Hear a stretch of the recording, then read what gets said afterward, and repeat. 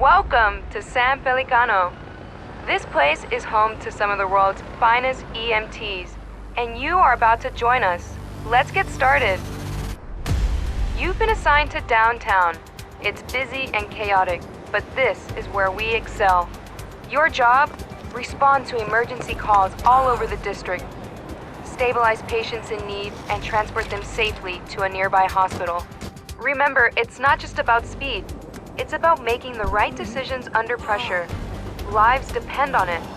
The faster you learn, the sooner you'll get the critical cases. Stay sharp and always be ready. Now get out there and make a difference. Show San Pelicano what you are made of. We're counting on you.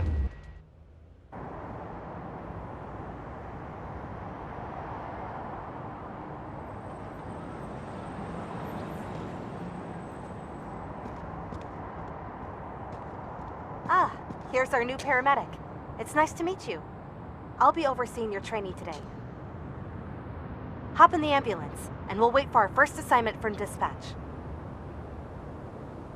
If you ever get lost, check your map. It always shows you where the ambulance is located.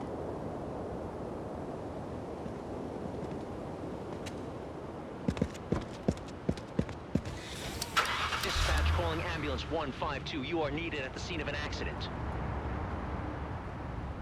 One person collapsed in a parking lot in downtown Pelican and is in need of assistance. Over. 152, roger. Heading out. Okay, we have received our first call-out. Don't worry, I will assist you every step of the way. You can check out the full version of the map if you want to see our complete route.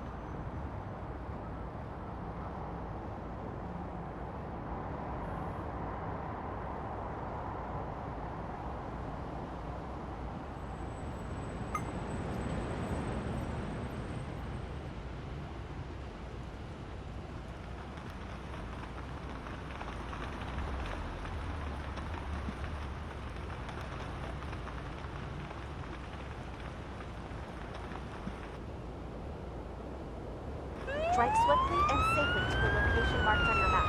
Use the siren as needed.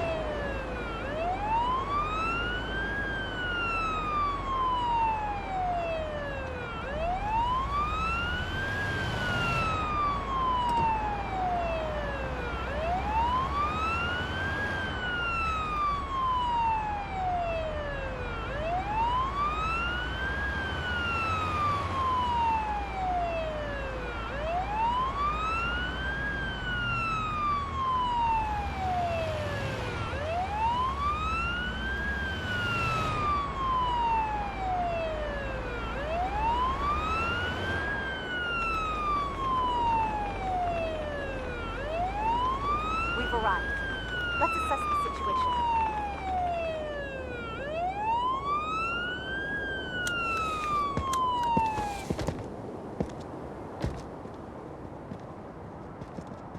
Looks like this is our patient. They appear to be conscious. Before we begin treatment, we should ask the patient a set of relevant questions about their person and medical conditions. This is called anamnesis. Try to retrieve as much information as possible. The more we know, the better we can help. My whole body's aching. I suddenly felt this ringing noise in my ears and felt dizzy. I sat down and called for help.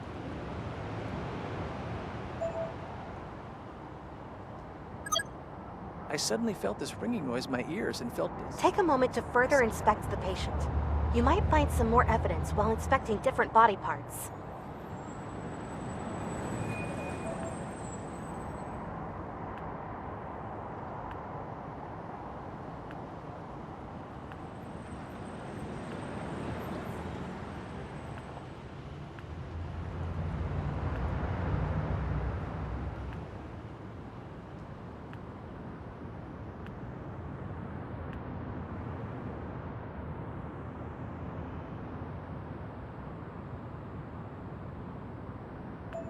We've received new information about the patient.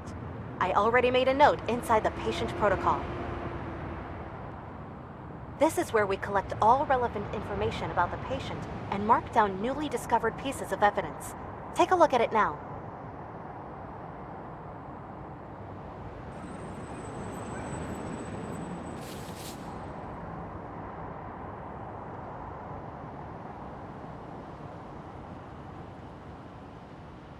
These are the pieces of evidence you have discovered during an anamnesis and inspection. For each patient, you will have to make an informed assessment on what could be the underlying cause responsible for the emergency based on the collected evidence. This patient does not appear to be in any immediate danger. Choose a category and an interim diagnosis that fits the evidence. Good. Let's put the patient on the stretcher and continue treatment inside the ambulance.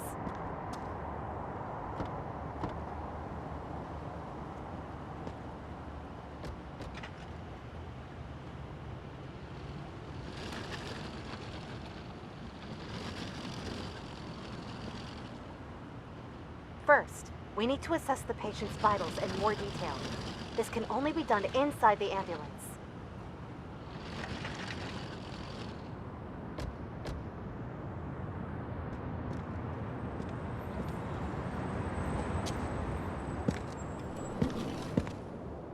For now, there are 3 key vitals we should worry about: oxygen saturation, heart rate, and blood pressure.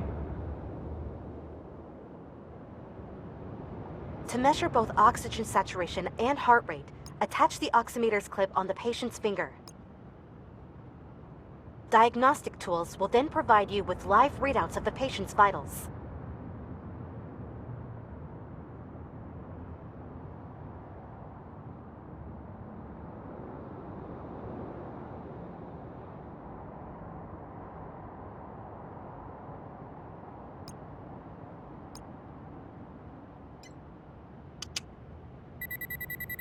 Next up, try attaching the blood pressure cuffs to the patient's upper arm.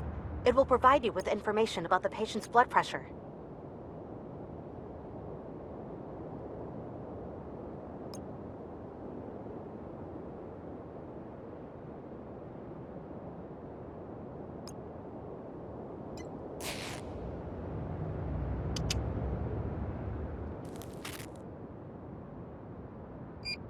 Vitals are displayed in more detail inside the patient protocol.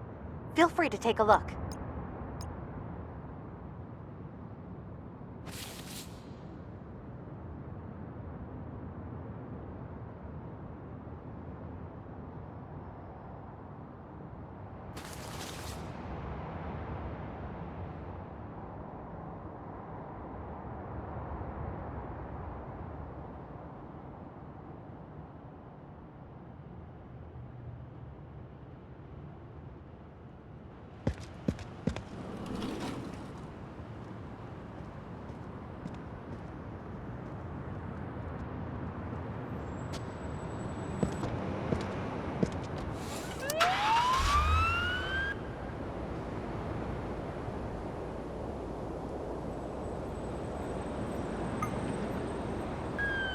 All vitals seem to be within their normal range.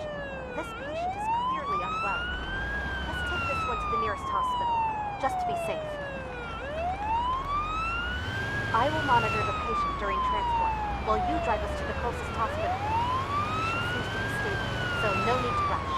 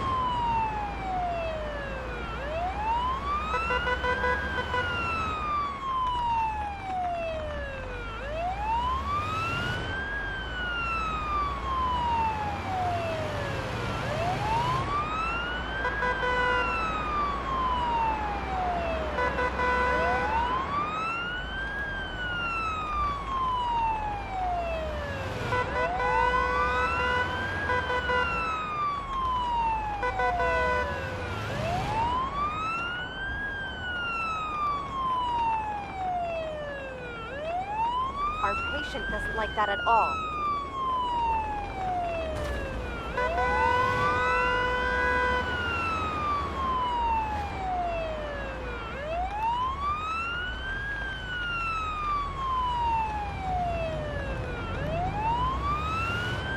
We've arrived. Let's unload the patient. Let me see. We take over from here. Nice job. This concludes our first call out together. If you need a reminder on anything, you can always check your handbook. All relevant information can be found there.